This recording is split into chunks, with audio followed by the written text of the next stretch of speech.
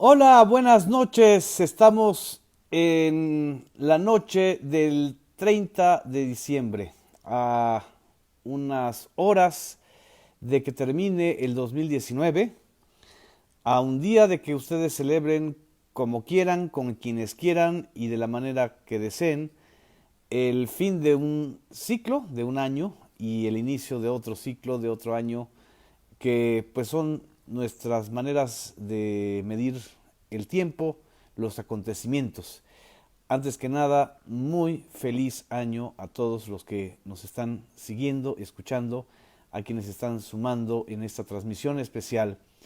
Les debíamos un análisis nocturno y pues me da mucho gusto que estén aquí con nosotros. Está Valentín Díaz, está Gerardo Méndez, Consuelo Herrera, Dagduc, María Esther Huerta Flores, buenas noches, muchas gracias.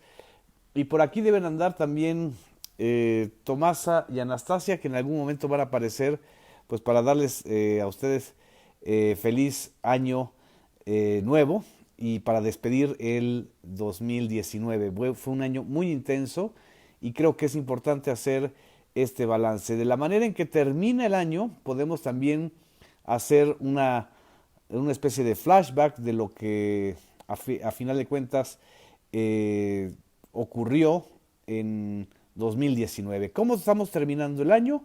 Con una economía sana, no hay una abrupta devaluación del peso, al contrario, de 2018, del 30 de diciembre del 2018 al 30 de diciembre del 2019, el peso recuperó 80 centavos frente al dólar.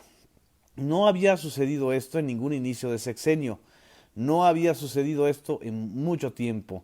Es decir, de cotizarse, aquí tengo el dato, si quieren se los preciso para que lo veamos, de cotizarse en diciembre del 2018 el peso frente al dólar en casi, pues poco más de 19.50 unidades, 19.65 pesos por dólar.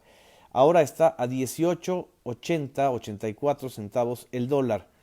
Esta revaluación, pues evidentemente los críticos del gobierno federal dicen que no es el resultado del gobierno actual, sino que es un asunto de la economía internacional, de que la devaluación del dólar en general frente a otras monedas está revaluando las monedas. Pero lo que es un hecho es que ni hay catarrito como nos vendió Agustín Cartens, aquel famoso y robusto secretario de Hacienda en la época de Felipe Calderón, ni hay fuga de capitales, ni tampoco hay un crack, ni un divorcio entre los grandes capitales o los grandes empresarios mexicanos, como vinieron contándonos en la narrativa de apocalíptica, de quienes no aceptan que este es un cambio y de que es un cambio que no depende solamente de una persona, sino que es un cambio por el cual votamos muchísimos mexicanos. También, ¿cómo termina el año? Con un aumento del salario mínimo que no se había dado en muchísimo tiempo. En muchísimos años no hay o no había habido un aumento del salario mínimo, lo cual implica una recuperación del poder adquisitivo de los trabajadores. Por supuesto, también es un año muy violento. Eso no lo podemos ni siquiera eludir o evadir. El 2019 superó en número de homicidios, en número de secuestros, a el 2018.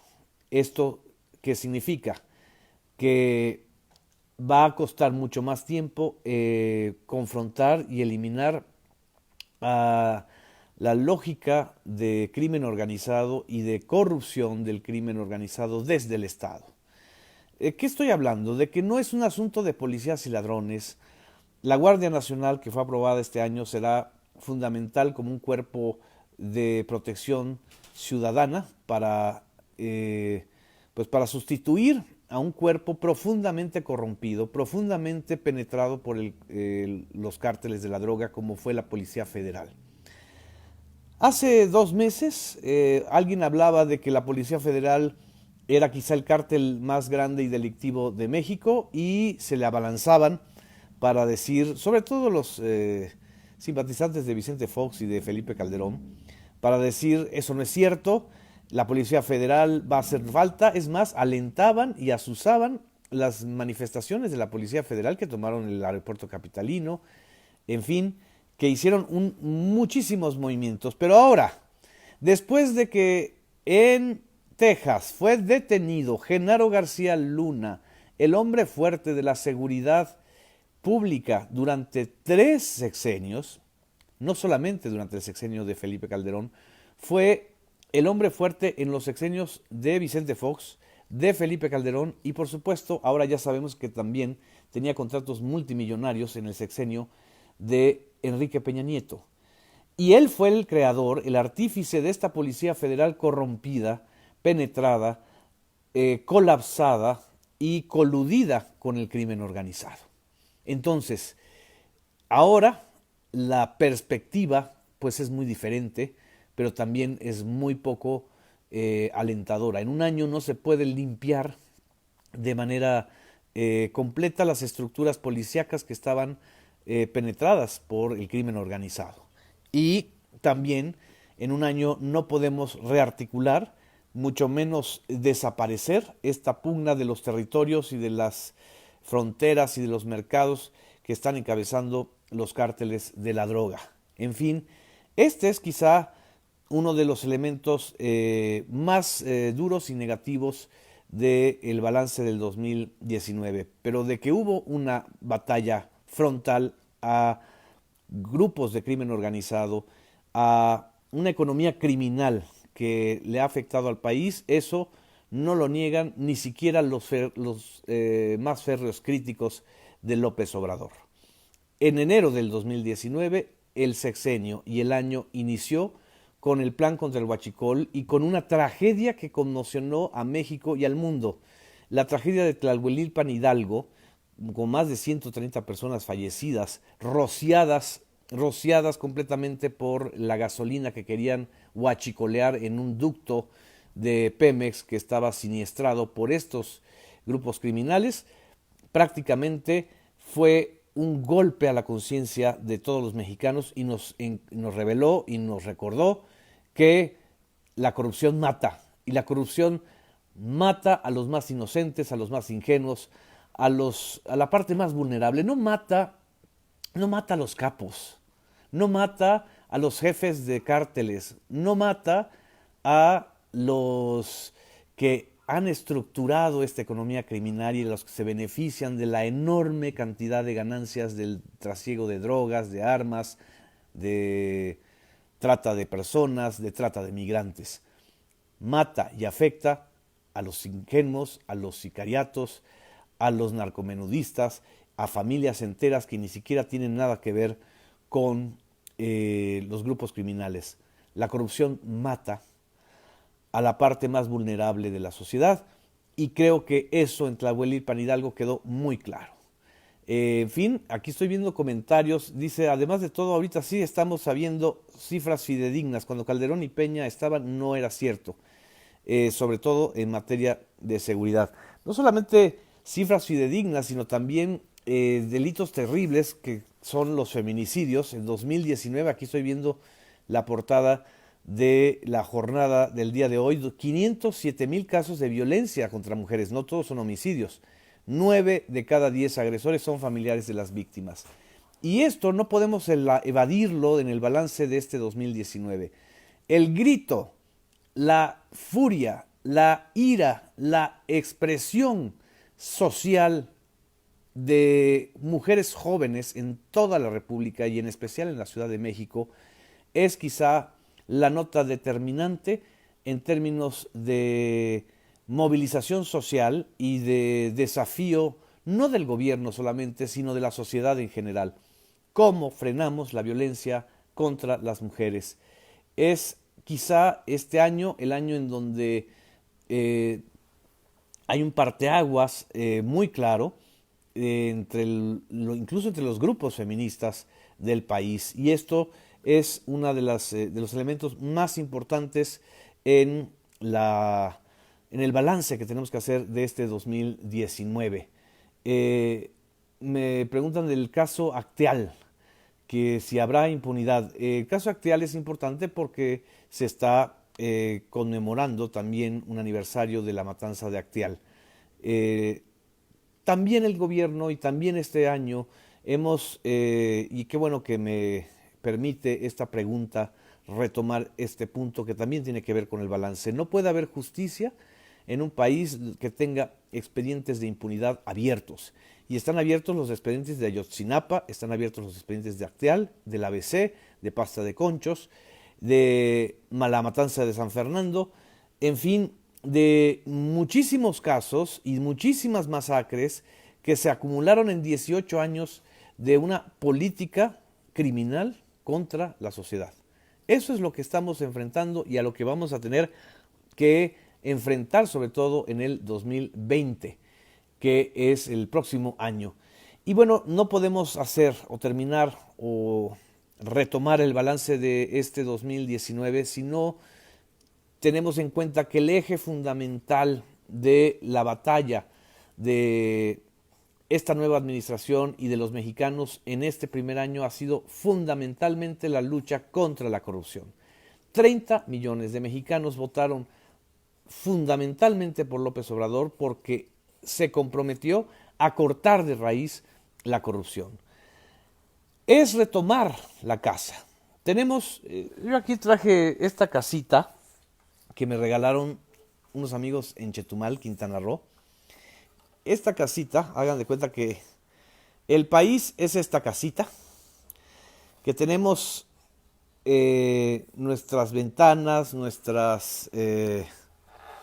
pues nuestra construcción. Pero esta es una casa tomada. Esta es una casa tomada por grupos de interés, grupos criminales, y tenemos que desalojarla de todos aquellos que han prácticamente tomado esta casa que es nuestro país, que es el Estado mexicano, y que han estado usufructuando con ella, que la han ido saqueando, que la han ido dejando pues cada vez más en una situación de desastre.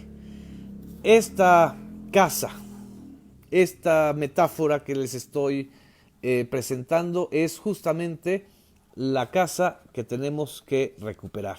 Es la casa de todos, es la casa de los mexicanos. Esta es la casa que poco a poco estamos expulsando de ella a quienes estuvieron en la estafa maestra, quienes han sido ministros de la corte y que han hecho todo para defender a los criminales o a los grupos de poder impune y económico, como fue el caso de Medina Mora, exministro de la Suprema Corte de Justicia, y por supuesto al gran cancerbero de esta casa, que se llama García Luna y que está ahora detenido en Estados Unidos y cuya detención, si ustedes me apuran, es mucho más importante que la de Joaquín El Chapo Guzmán. La detención, extradición y la fábula esta de la habilidad del Chapo para fugarse de la cárcel, para verle la cara de tontos a los policías, a los encargados de los reclusorios, en realidad era una pantalla. Ahora sabemos que era la máscara que escondía la profunda corrupción existente entre el Chapo Guzmán y Genaro García Luna y todo ese equipo de seguridad y de seguridad pública, incluso hasta de militares, que decían que estaban combatiendo al crimen organizado, pero que el Chapo era tan astuto que se les escapaba. No se les escapó, lo ayudaron a escapar porque era parte de la manera en que estaban, pues básicamente cogobernando con el crimen organizado. Y por eso cuando se escapa y luego detienen al Chapo Guzmán, pues la suspicacia de los mexicanos siempre ha sido tremenda. Unos decían, pues a lo mejor lo cambiaron por otra persona, o a lo mejor nunca se escapó, o a lo mejor ni siquiera estuvo completamente preso y podía salir las veces que quisiera, porque desde la cárcel él siguió controlando el cártel de Sinaloa. Pero en realidad ahora sabemos que quien controlaba más el cártel de Sinaloa y quien controlaba el narcotráfico era el señor Genaro García Luna. Y toda esta red de complicidades que seguramente van a tener que llegar a los presidentes para los cuales él trabajó. Vicente Fox, Felipe Calderón, Enrique Peña Nieto. podrán decir, no hay nada concreto que vincule a Felipe Calderón o a Vicente Fox o a Enrique Peña Nieto con la corrupción de García Luna.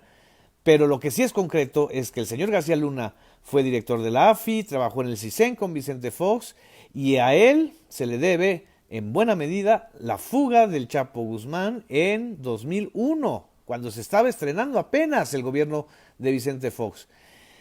Y también fue el supersecretario, el hombre más influyente en materia de seguridad pública del gobierno de Felipe Calderón. Y ahora sabemos que también siguió haciendo negocios, siguió vendiendo software que además nosotros con dinero público pagamos en el gobierno de Enrique Peña Nieto. Y ahí está lo que el viernes pasado señaló, el viernes 27 de diciembre, señaló Santiago Nieto en la conferencia matutina, señalando que era realmente una payasada el asunto de la asesoría de seguridad, de seguridad, de la consultoría de seguridad. Era huachicolear el recurso público que ya se había invertido para que entonces se triangularan fondos y se le pagara desde una cuenta offshore en Panamá a Genaro García Luna.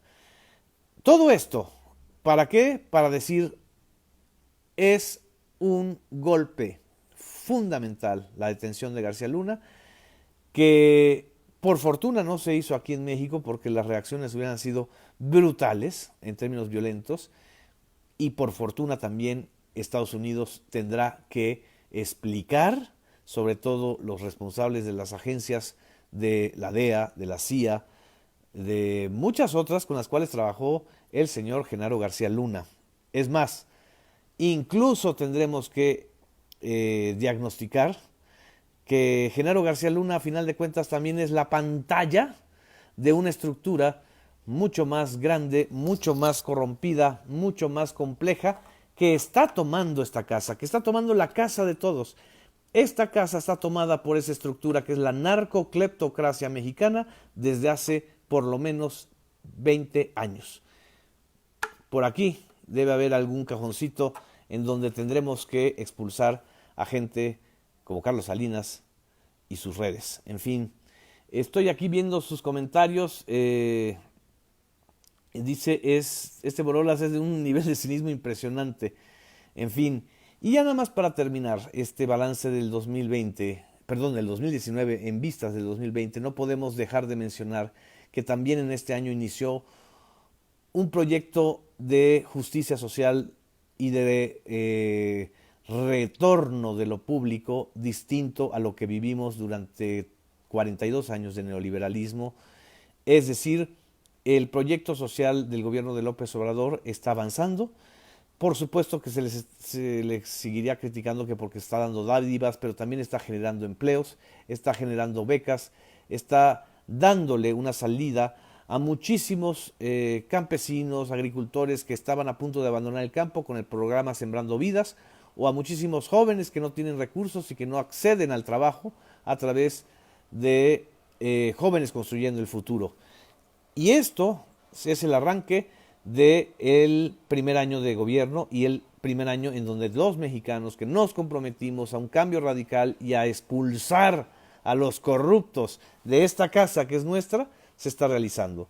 Esto es lo que no podemos dejar de plantear y de hacer el balance para el 2020. Estoy aquí viendo sus comentarios, me manda saludos y felicidades, muchos me mandan, muchas amigas y amigos de aquí de las redes, les deseo lo mismo, que la pasen muy bien con sus familiares, que vamos a seguir haciendo información, que vamos a seguir también trabajando por relanzar a los medios públicos mexicanos, que esa es mi responsabilidad directa en el gobierno federal, y que además pues los medios públicos también tienen que ser medios convergentes, plataformas en donde nosotros nos podamos comunicar, como en este caso. Dice Cruz Eduardo, la cleptocracia sigue, Genaro, y no la vemos con Morena. Por supuesto que sigue la cleptocracia. Lo que ya no sigue es el dominio completo de esa cleptocracia sobre las decisiones fundamentales de este país. Esto es lo importante y lo que tenemos que tener mucha conciencia. Abrazos desde Jalapa, Violeta Cárdenas, Sergio Murillo también nos manda saludos, Iván Urs, buenas noches, muchas gracias, descansen, cenen muy rico con sus familiares y con la gente más querida y nos veremos el próximo 3 de enero, viernes 3 de enero y vamos a seguir aquí informando si hubiera algún acontecimiento de la coyuntura fundamental para explicar, como por ejemplo está pasando con el caso de Bolivia. Vamos a hacer nuestras transmisiones a través de Facebook Live y espero que sean útiles. Muchas gracias. Buenas noches.